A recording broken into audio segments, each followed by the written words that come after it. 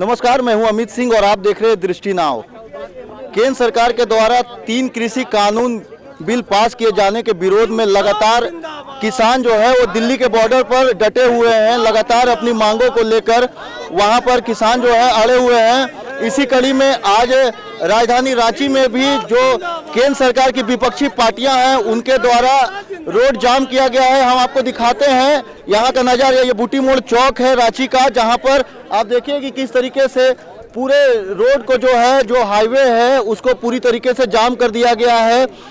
किसान के समर्थन में लगातार जो केंद्र सरकार की विपक्षी पार्टियां हैं उनके द्वारा लगातार जो है वो प्रदर्शन किया जा रहा है। इसी कड़ी में आज रांची के बूटी मोड़ चौक को पूरी तरीके से जाम कर दिया गया है। आप यहां देख सकते हैं कि पुलिस की भी अच्छी खासी यहां पर तैनाती की गई है ताकि किसी भी प्रकार की अप्रिय घटना से निपटने में किसी प्रकार की कोई दिक्कत ना हो। आप देखिए कि किस तरीके से लगातार जो है कृषि कानून वापस लेने की मांग को लेकर यहाँ पर जितने भी विपक्षी पार्टी या कहें कि झारखंड के जो सत्ताधारी पार्टी है वो यहाँ पर मौजूद हैं। लगातार देख सकते हैं आप जेएमएम, राजद, सीपीआई, तमाम प्रकार के जो पार्टियां हैं उनके द्वारा यहाँ पर प्रदर्शन किया जा रहा है। हमारे साथ यहाँ पर कुछ नेता भी मौजूद हैं, उनसे हम जानते हैं कि ये प्रदर्शन क्यों कर रहे हैं। देखिए, केंद्र सरकार ने जो काले कानून राज्यसभा में पास करके कानून बनाए हैं उसका हम लोग विरोध कर रहे हैं और ये किसानों के समर्थन में हम लोग विरोध कर रहे हैं। किसानों के समर्थन में हम लोग विरोध कर रहे हैं, पूरे देश विरोध कर रहा है। निश्चित तौर पर ये कानून काला है। जो मंत्री जी ने कहा कि कहाँ काला है, लेकिन जनता देख रही है काला है। जिसकी जन्म ही काला है उसे तो काले कानून कहेंगे, उसे आपस लेने पड़ेगा और किसानों की जीत होगी। क्या कर रहे हैं आज आप लोग यहाँ? हम लोग अभी रोड को जाम किए हुए हैं। एनएच ये जो देख रहे हैं हमारे मेन मुख्य मार्ग है, इसे जाम करके रखे। यहाँ सिर्फ नहीं है, पूरे झारखंड में जाम है और हम लोग संदेश दे रहे हैं केंद्र को कि इस तरह से अगर आपस ना ले तो अगर कानून को आपस ना करे तो इसके बाद हो सके इससे बड़े कार्रवाई हो। ठीक है, बड़े कार्रवाई हो तब केंद्र सरकार को झुकने पड़ेगी। क्यों ना पहले ही केंद्र सरकार झुक के इसे मान ले और अपने जो कानून बनाए उसे पूरी आपस ले। जिनके लिए कानून बनाए हैं उससे वार्ता करने की जरूरत है, अपने कानून नहीं बनाने चाहिए। जी बिल्कुल, जिस तरीके से यहाँ पर इनका कहना है कि जो केंद्र सरकार के द्वारा जो 3 कृषि कानून बिल जो पास किए गए हैं उसको अविलंब सरकार जो है वो केंद्र सरकार वापस ले, नहीं तो और भी जो है उग्र आंदोलन करने पर ये लोग बात हो जाएंगे। हमारे साथ यहाँ पर कृषि मंत्री भी मौजूद है, उनसे हम बात करते हैं और जानते हैं कि यहाँ पर जो प्रदर्शन किया जा रहा है उस पर क्या कुछ कहना है। हमारा समर्थन करें, किसानों का समर्थन करें, जरूरी जो सेवाएं हैं उसको बहाल होने दें। और यह एक मैसेज है केंद्र सरकार को कि अभी भी समय है, आप जाग जाएं, नहीं तो जनता सड़क पर उतर रही है।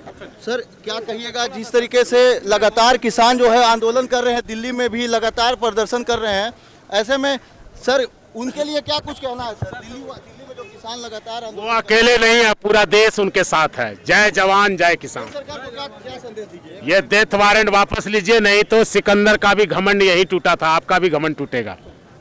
तो ये हमारे साथ झारखंड के कृषि मंत्री मौजूद थे जिन्होंने कहा कि ये जो कृषि कानून है वो बिल्कुल किसानों के लिए डेथ वारंट की तरह है।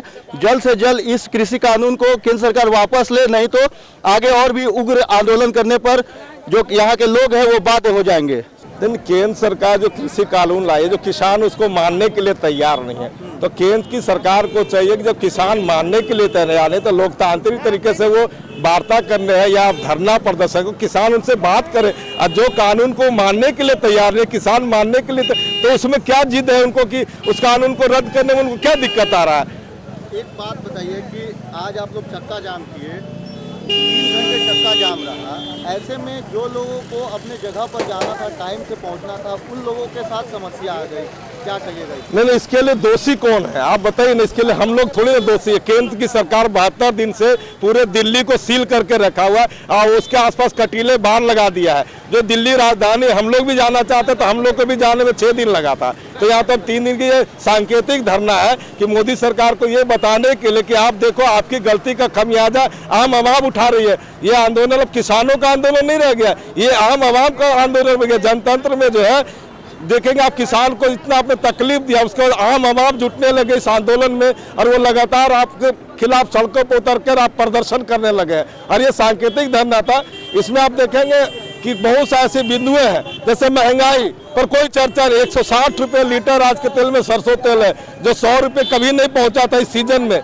आप देखेंगे कि लगातार चावल दाल आटाओं का भाव बढ़ता जा रहा है। तो ये कृषि नीति जो बना है कि बिल लाए हैं, उसमें इसी का प्रावधान है कि महंगाई कैसे बढ़ाया जाए, कॉर्पोरेट घरानों को कैसे अधिक से अधिक लाभ पहुंचाया जाए। कोविड के पीरियड में सबकी संपत्ति घटी, लेकिन देश के 2 गुटपतियों की संपत्ति लगातार बढ़ती रही, वो टॉप 10 में दुनिया के पहुंच जाते हैं। तो कहीं न कहीं ये जो सरकार की नीति है, आप देखेंगे मजदूर विरोधी, किसान विरोधी। हम कहते हैं रोजगार के लिए गारंटी एक्ट लाओ ना, कि रोजगार की गारंटी कर दे सरकार की, यहाँ के नौजवानों को गारंटी करते हैं कि रोजगार मिलेगा, तो उस पर वही बात भी नहीं करेगी।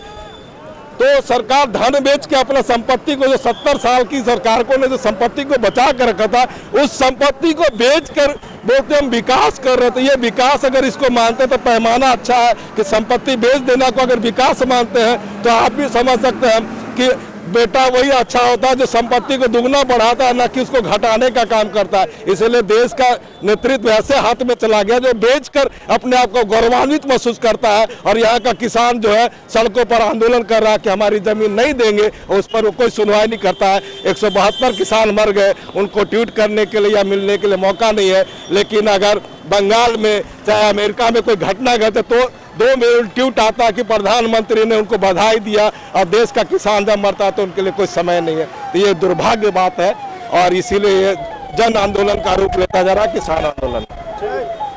झारखंड में भी आंदोलन जारी है। हमारे साथ अभी जेएमएम की महिला मोर्चा की अध्यक्ष महुआ मांझी जी हमारे साथ मौजूद हैं। उनसे हम जानते हैं और बात करते हैं कि ये कृषि कानून जो है केंद्र सरकार के द्वारा जो लाया गया है, उस पर इनकी क्या विचार है। मैडम, क्या कहिएगा, जो केंद्र सरकार ने कृषि कानून लाया है, लगातार विरोध हो रहा है, आप भी आज विरोध कर रही हैं, क्या कहिएगा। देखिए, आप सभी देख रहे हैं कि झारखंड मुक्ति मोर्चा, कांग्रेस, राजद और तमाम वामपंथी दल मिलकर किसान भाइयों के साथ खड़े हैं, क्योंकि जनता जब चुनाव में जनप्रतिनिधियों को चुनती है, वोट देती है, तो उनकी उम्मीदें होती हैं कि उनके दुख में वो उनका साथ दे, और इसीलिए हम लोग उनका साथ दे रहे हैं। हमारी पार्टी भी साथ दे रही है, और जब तक काला कानून वापस नहीं लिया जाएगा तब तक हम उनका साथ देते रहेंगे। और आप सभी जानते हैं कि इन तीनों काले कानून के कारण जो हमारे किसान भाई हैं वो बंधुआ मजदूर बन जाएंगे। और जितने कॉरपोरेट घराने, आप देखेंगे कि किस तरह से वहाँ पर स्टोरेज बनाया गया, कैसे कैसे पहले से प्लानिंग की गई और अचानक इसको थोप दिया गया। कोरोना के समय में किसी के राय मशवरा नहीं ली गई केंद्र सरकार द्वारा। इतने बड़े कानून को लादने से पहले कम से कम मीटिंग बुलाना चाहिए था, उनकी राय लेनी चाहिए थी, उसके बाद करना चाहिए था। ये तो तानाशाही रवैया हो गया है। इस देश को तानाशाही, अगर आप कहेंगे कि फिर से तानाशाही आ गई है, तो इसमें कहीं कोई दो राय नहीं है। ऐसे में मैडम, किसान भी लगातार आंदोलनरत हैं। लगातार आप देख रही हैं कि लगातार दिल्ली में भी आंदोलन किया जा रहा है किसानों के द्वारा। क्या होना चाहिए मैडम, और जिस तरीके से लगातार किसानों की मौत भी हो रही है वहाँ पर, उस पर क्या कहना है। देखिए, इतनी ठंड है, कड़ाके की ठंड दिल्ली में पड़ती है, ऐसे में खुले में किसान भाई बैठे हैं, उनकी मौत हो रही है। ये केंद्र सरकार कितनी निरंकुश है, ये आप यही समझ सकते हैं कि उनको जरा भी दया अपने किसान भाइयों के प्रति नहीं आ रही है। तो इस देश के प्रति वो क्या अपना दया और ये दिखाएंगे। एमएसपी में मैडम क्या बदलाव हो जिससे किसान को आराम राहत पहुँच सके। देखिए, इसमें मुझे लगता है कि ये गंभीर विषय है, और इसमें बैठ के किसान भाइयों की राय लेके इसको हल करना होगा। जितने भी एक्सपर्ट्स हैं उनकी राय लेनी चाहिए। जैसे कि पहले ऐसा था कि एक न्यूनतम समर्थन मूल्य, कि किसान भाई अगर उनकी लागत 15 रुपये है 1 केजी आलू की, तो कम से कम उसे 2 रुपये में ना बेचना पड़े। लेकिन उसको ख़त्म करने के बाद आज के डेट में अगर कोई बड़ा व्यापारी आए और उससे 15 रुपये की लागत वाले आलू को 2 रुपये 1 रुपये में भी खरीदे, तो किसान भाई के पास इसके लिए विरोध करने का कोई अस्त्र नहीं बचेगा। हाँ, कहीं ना कहीं ऐसी बहुत सारी चीज़ें हैं, सिर्फ यही नहीं। आप देखेंगे एक किसान भाई अपने अनाज को लेकर अपनी मंडी में बेचते थे। हाँ, वो कभी केरल में बेचने तो नहीं जाएंगे। तो आप समझ सकते हैं कि किस तरह से इसमें ये छूट दी गई है कि कॉरपोरेट घराने के लोग आकर उनके माल को उठाकर ले, तो छोटे जो मंडी चलाते हैं, छोटे व्यापारी हैं, वो तो खत्म हो जाएंगे। तो इस तरह से बहुत कुछ इसमें है। ये एक पेचीदा विषय है, इस पर लंबी बहस की ज़रूरत है। तो हमें लगता है इस पर एक्सपर्ट्स की राय लेकर और अविलंब इसे रद्द करना चाहिए। थैंक यू जी। तो ये हमारे साथ महिला मोर्चा जेएमएम की अध्यक्ष महुआ मांझी जी मौजूद थी, जिन्होंने कहा कि सरकार को, केंद्र सरकार को इस पर अविलंब जो है वो सोचना चाहिए। ताकि किसानों को राहत पहुंच सके। सहयोगी रिकी राज के साथ अमित सिंह, दृष्टि नाव।